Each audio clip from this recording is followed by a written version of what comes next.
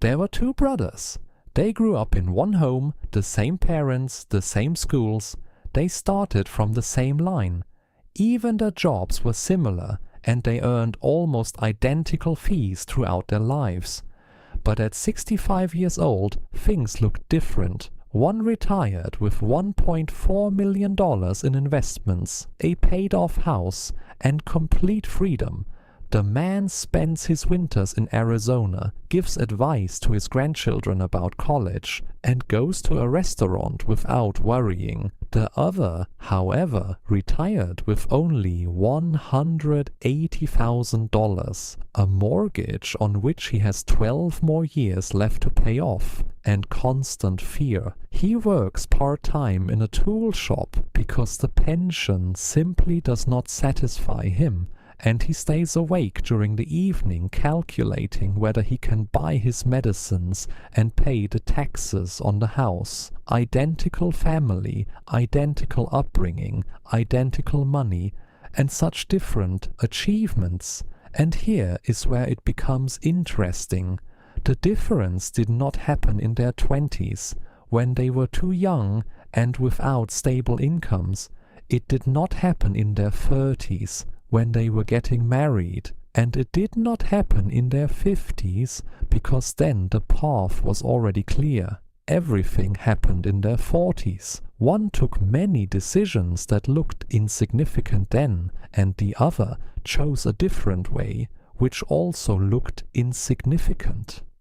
Neither of them understood that in that moment he was determining his old age. Your 40s are the most important financial decade in which you will ever live, and it is not because the decision-making is harder, but because the stakes multiply in ways that you do not consider until it becomes too late.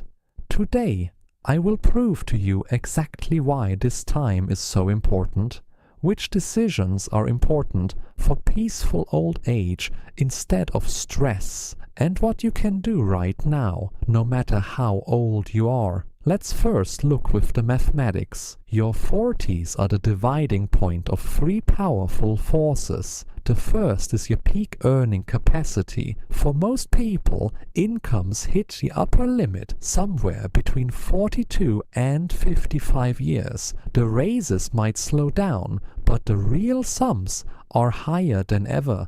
The second force is the remaining time. At 40, you still have some 20 to 25 years until you retire. This is enough for your money to multiply. $1 at 40 becomes $4 at 65, but at 50 years, the same dollar multiplies only 2.50.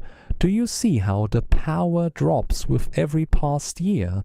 The third force is the reduction of expenses. The children become more independent and the wardrobe is full. Free funds appear that were not there in your 30 years. The question is whether this money will go toward investing it or for a more luxurious life. See this clearly in figures.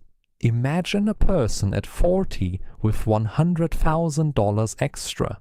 If he saves 15% of his income until 65, he will have 1.35 million.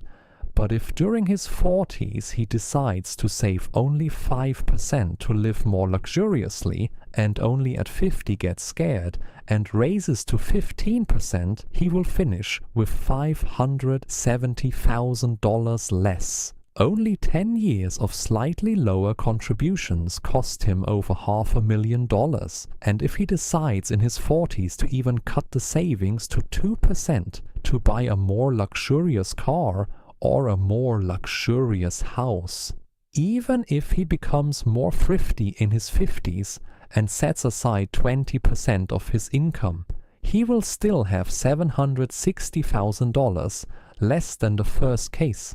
The abyss that you open in your 40s simply cannot be filled in the future. Everything comes down to 5 big steps. The first is the housing.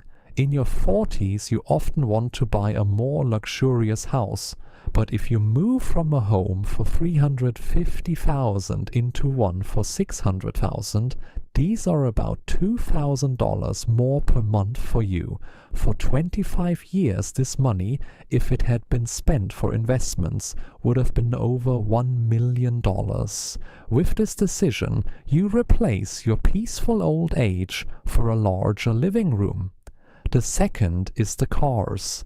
The expensive car instead of the practical one can cost you between $200,000 and $400,000 of the old age wealth. The third is the children. Many parents stop providing money for pension to provide luxurious colleges or private lessons, but the children have their whole lives ahead of them to earn, and you have only 1 decade to secure yourself. The fourth is the career risk.